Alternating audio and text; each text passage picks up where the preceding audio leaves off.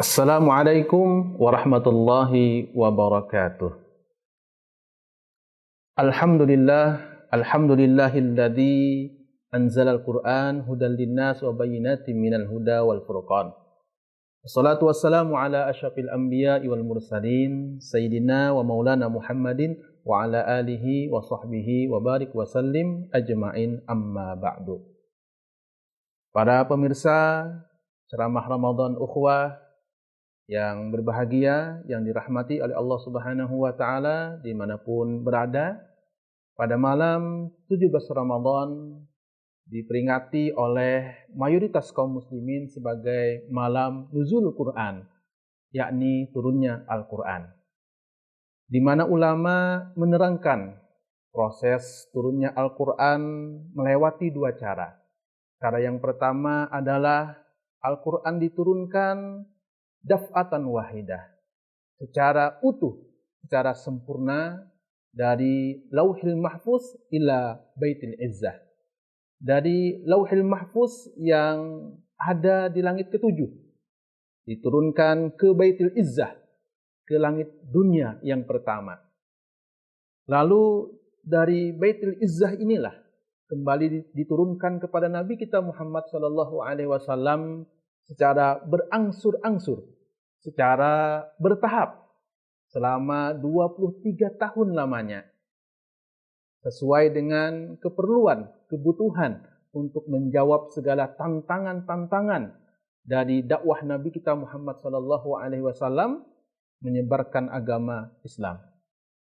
Ketika ayat Al-Quran diturunkan sebelum hijrah Nabi kita Muhammad SAW, dinamakan ayat Makkiyah, yang membahas tentang ketauhidan, keimanan, keesaan, pondasi-pondasi agama diajarkan di sana, ditanamkan sekuat mungkin.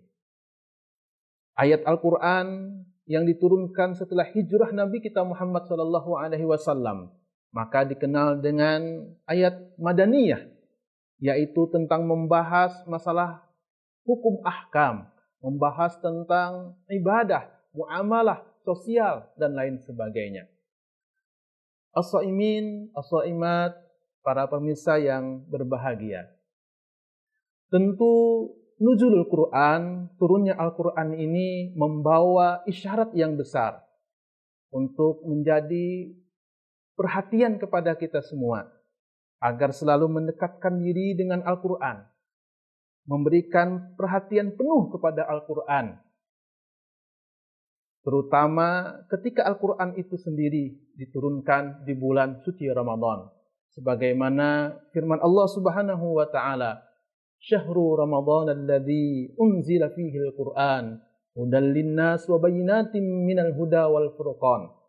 Bulan Ramadan adalah bulan di mana diturunkannya Al-Quran sebagai petunjuk untuk manusia dan menjadi penjelas terhadap petunjuk itu sendiri, dan juga Al-Quran menjadi Al-Furqan, menjadi pemisah antara hak dan yang batil.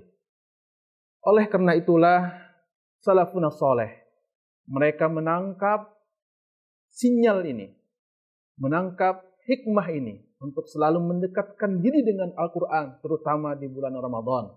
Kita kenal dengan Imam Darul Hadis, Imam Malik rahimahullahu ta'ala, yang beliau adalah seorang ulama besar, ulama yang selalu mengajarkan hadis-hadis Nabi kita Muhammad SAW, di mana beliau diterangkan, idza dakhala Ramadan tarakal hadis wa aqbalal Quran.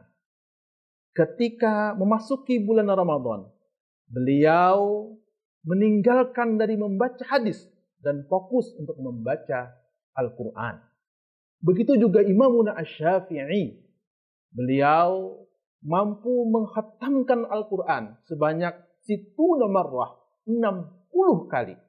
30 kalinya di siang hari dan 30 kalinya di malam hari. Bahkan Nabi kita Muhammad SAW dalam sebuah riwayat diterangkan, adalah malaikat Jibril yalqan Nabiya SAW fi kulli lailah min Ramadan.